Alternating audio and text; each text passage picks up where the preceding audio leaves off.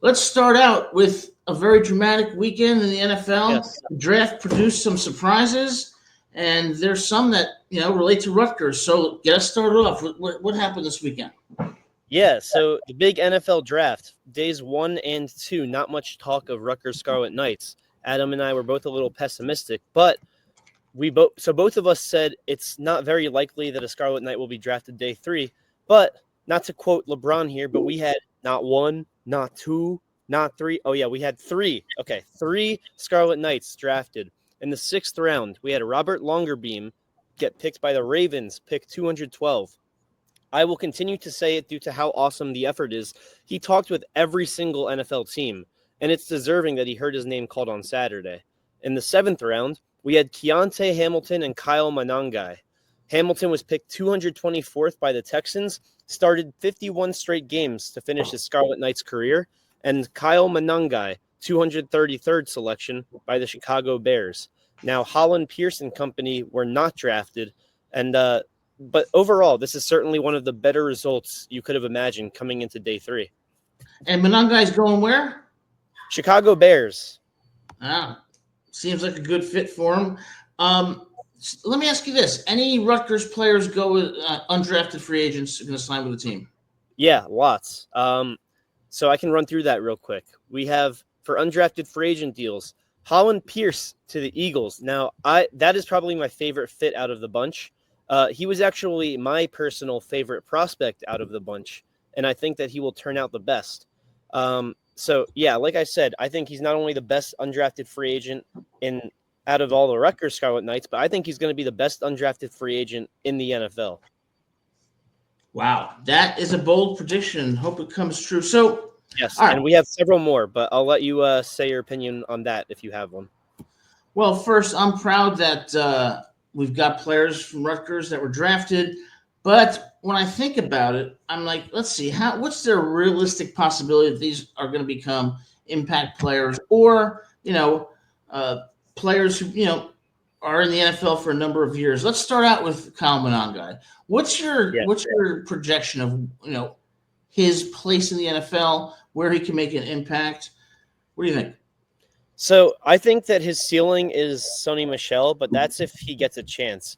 Obviously, his floor is not making the day 1 roster, but the fact that he was drafted is huge because he's guaranteed money, right? Probably more than even a guy like him could have gotten in college, because he was a senior, and the NIL is on the up, and he didn't get to experience the peak of NIL really, because while we thank him, staying at Rutgers didn't do him any justice in the financial department. So getting drafted is huge for him, and that makes his floor a little higher than it would have been if he was undrafted.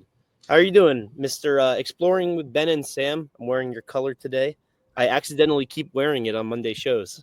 Oh, we're going to be talking about the Ducks here in just a minute because of big development in the draft.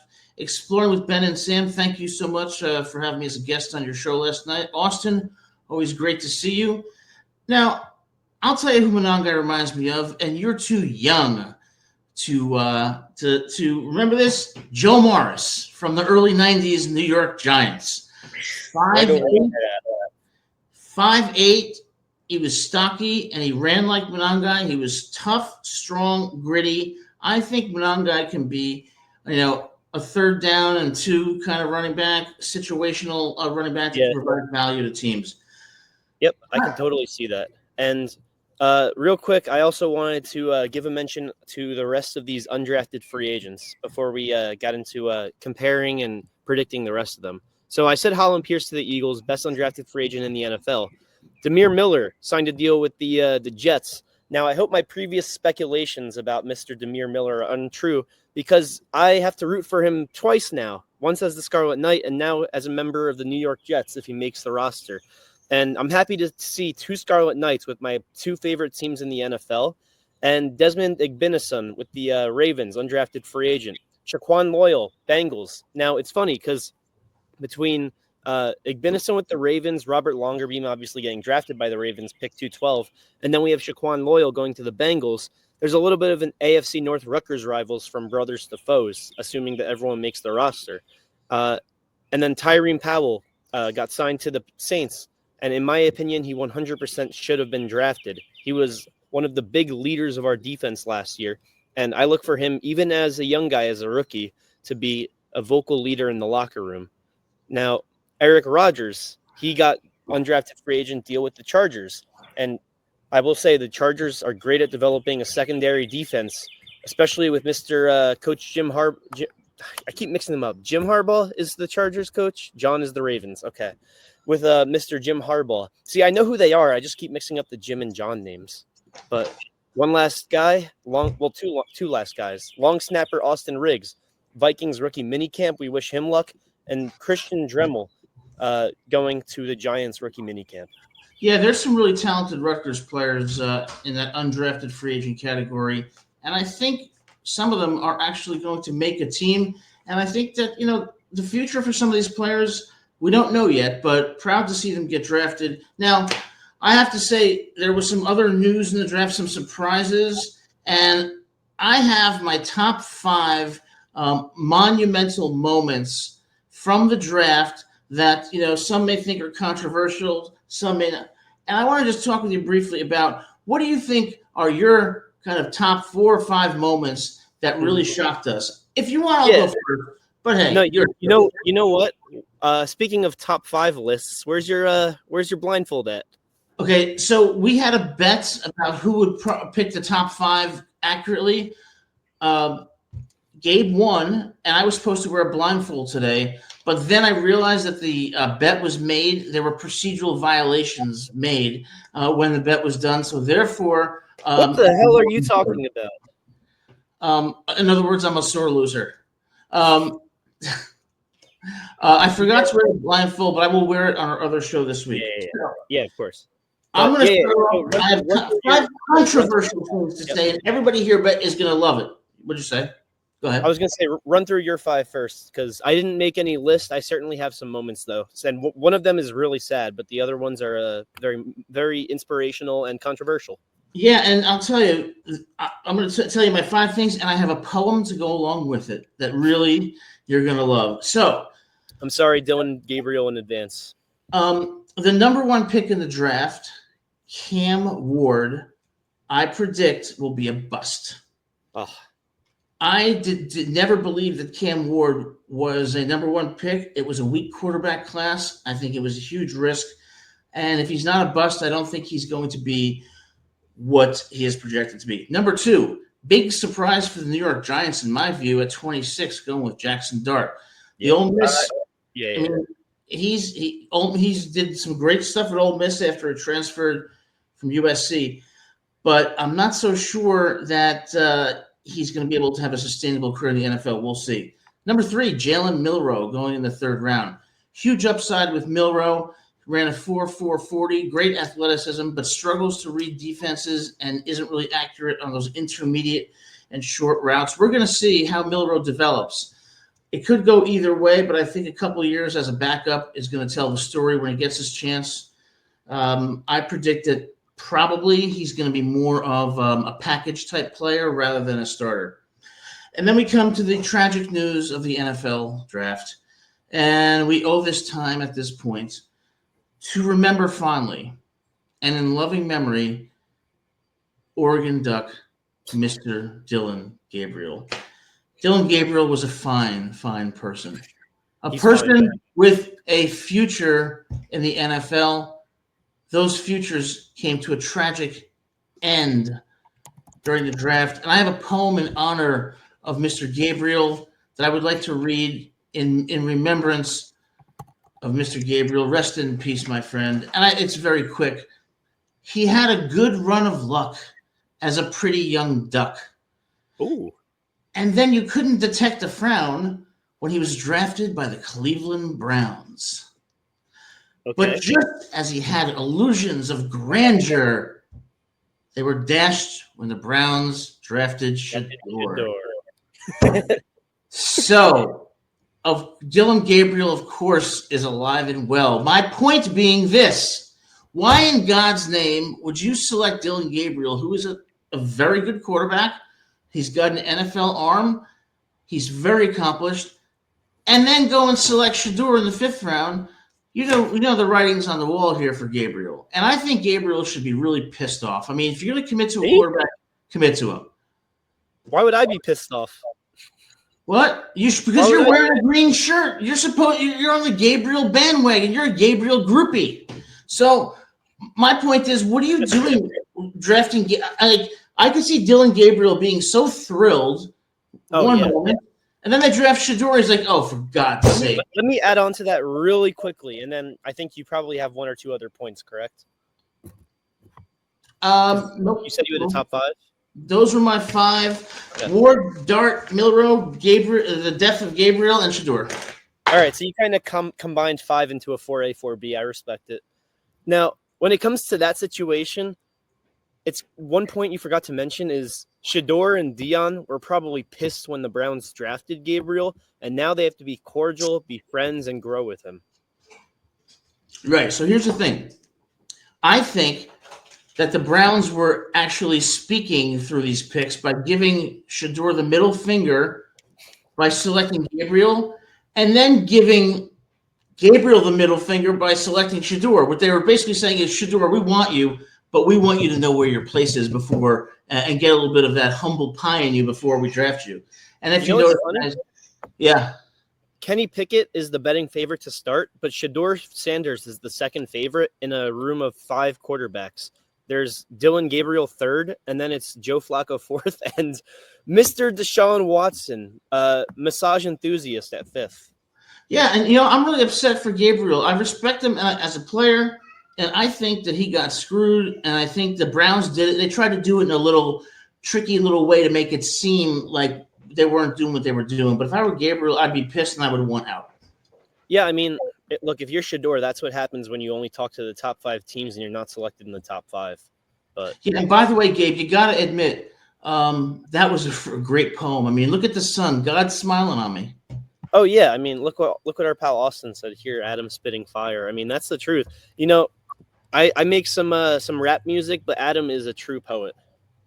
Yes, Walt Whitman does not hold a candle to Adam Lamparello. There's a Walt Whitman bridge about 20 minutes away from me. There's going to be an Adam Lamparello bridge the other side of Philadelphia. Absolutely. When I see you, I'm going to give you this poem as a gift. You're going to love it. And okay, so my top 5. Again, I did not make a list, so this is kind of off the dome. And I have to be a Debbie Downer and start off sad here because there's one thing that you didn't mention. And, I get it because, obviously, if you're reading a poem about Dylan Gabriel and Shedeur Sanders, you don't want to bring it up. But there's one really tragic moment, and that is, well, I guess it's sort of bittersweet, but Derek Harmon, Pittsburgh Steelers first-round draft pick, his mom, who was in ICU at the time, she had a stroke in 2019. I'm not sure if I think it's 2019. It might have been 2017. Yes, definitely rest in peace. She passed away just moments after he got drafted, and he got to go to the hospital room and tell her that he got drafted. I'm not sure if she was conscious at that moment, if she said anything back to him. I just know that is what I've said. That is the 100% truth, and she did pass away moments after. So definitely rest in peace to his mom. Yes, rest in peace to his mom. Very tragic, but had a beautiful last moment with her. So yes, and yeah, she got to, whether she was conscious or fading into the light of the man above, she was at least here while he got his ultimate wish come true. And moving, very well said, Gabe. Thank you. So that was, I guess, the number 1 moment for me. Number 2 was, look, I got to look up his name here because I don't want to butcher it. I think it was Raiders. Was it the Raiders that drafted? There was obviously the New Orleans attack, and that was New Year's Eve going into New Year's Day. And a man who lost his brother got drafted in the first round or second round, one of the two. And oh no, you know what? It wasn't that he was on the Saints, but he went to LSU. I think he was a wide receiver at LSU. I don't remember his name though. I don't remember his name either, but it's amazing the personal stories behind the scenes, huh? Yeah, no, it's crazy. And then, so I've gotten the two serious moments out of the way. My number 3 is selfishly going to be the Rutgers guys getting drafted. because I didn't think any of them would get drafted going into day 3, and we got 3 of them getting drafted, and then a whole bunch signing deals after the fact. Hey, I think that, yeah, well said again. What else do you have for us on that? Number 4 would be the fact, again, no shade to Shedeur, but he wasn't the first Sanders to get drafted. There was another Sanders that got drafted before him, and I think that was in round 3 or round 4. Right. Again, this is all off the dome, so I don't have his name in front of me, but yeah, so Shedeur was not the first Sanders to get drafted. Were you surprised at the Michigan corner? Was it Will Johnson? Will Johnson, a slide to the second round. That was unbelievable. Shocked me. And, okay, my number 5, but it's really going to be the number 1 most remembered moment, was ESPN's Mel Kiper absolutely melting down after Shedeur Sanders finally got drafted in the 5th round by the Cleveland Browns. I don't know have you seen the clip, Adam, of him going absolutely crazy on his colleagues? No, I haven't, but I'm not a big fan of Kiper because he's just often so But wrong. you know what? It made me respect Reese Davis, because Reese Davis is in a world full of clickbait and yelling equals content, yelling equals being right. He kept his composure and argued his side with points and logic instead of just screaming and I'm going to check that out. Projecting blame on everybody else. But basically, Mel Kiper, after Shedeur finally got drafted, he went on a 1:30 rant about how the NFL doesn't know how to scout a quarterback, and he does know how to scout a quarterback. He said that Shedeur should have been drafted 1st overall. He said that Shedeur and Travis Hunter are the 2 best players in the draft. And it was, to me, kind of like, it was almost beautiful to see someone be so wrong, but then just projecting the error and blaming everybody. He's pissed because he's embarrassed that he was wrong, and he's trying to justify it. And I knew he would be wrong. I'm not impressed by him at all. I didn't think Shedeur would be drafted in the 1st round. Would I be telling the truth if I told you he'd be drafted in the 5th round? No, I thought it would be like 2nd round, maybe 3rd. Yeah, that's what you predicted that. With that being said, Mel Kiper previously, his biggest draft slide, I believe it was Jimmy Clausen, and he projected him 7th, and he went 41st. And after that, he said, if Jimmy Clausen is not a successful quarterback, I will retire. Well, he's not retired yet. Nope. Yeah, when maybe Jimmy Clausen, that means Jimmy Clausen. When Clausen was maybe that means he comes back and he was win 4 Heismans. It really unbelievable. Yeah. Oh yeah, and I see David in there. Yes, go blue, and yeah, Burks did end Dan's YouTube career. That is correct. And exploring with Ben and Sam, I got to tell you, you are correct. A shocker that Trayshawn Holden not drafted. I don't know if that's on my end or his. I take it he saw some shut down his whole internet. Who are you talking about?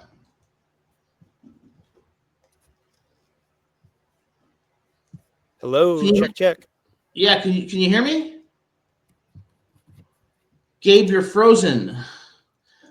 Okay, well, Gabe, can you hear me now? Can you hear me? Yeah. One second, I'm switching Wi-Fi here.